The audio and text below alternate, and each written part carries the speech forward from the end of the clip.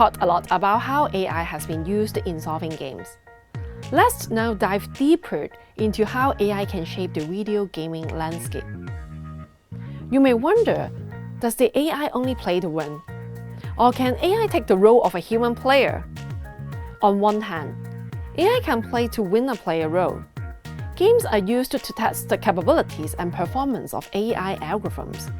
And at the same time, AI is used to provide a challenge to human players. On the other hand, AI plays to win a non-player role. Some NPCs are created for game balancing. They are called the rubber band AI. For example, in a car racing game, NPC cars adapt speeds to the human player. We need an AI controller that can play the game well. Performance of the controller reduces when there is a need to match the human player's performance. Additionally, AI can play for the experience in the player role. It is called stimulation-based testing. In the new game level, we can use the AI to test whether the game or the level is playable. We want AI to play it in a human-like manner to make the testing relevant. But what does it mean to play it in a human-like way? Turing tests like competitions are helped to spur research in this direction. For example, in Mario AI competition, playing agents of Super Mario Bros. Were judged by the onlookers on whether they were humans. What are the signs of non-humanness? AI may not have any attempting action when it is failing the game.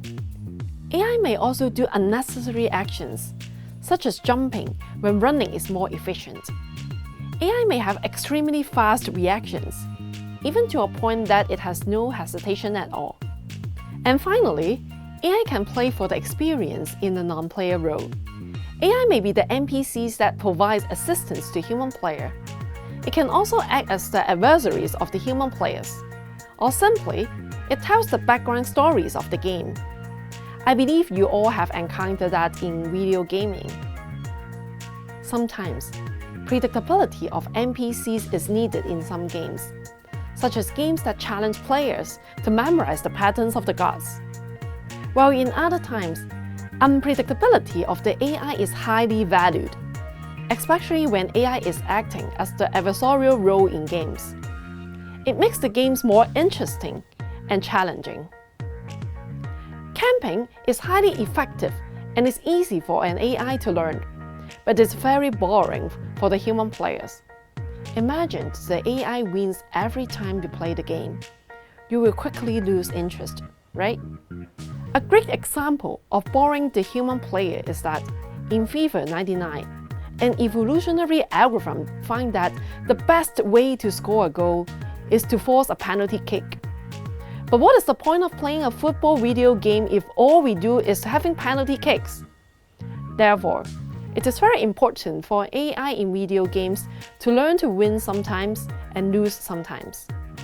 In short, to be more human-like.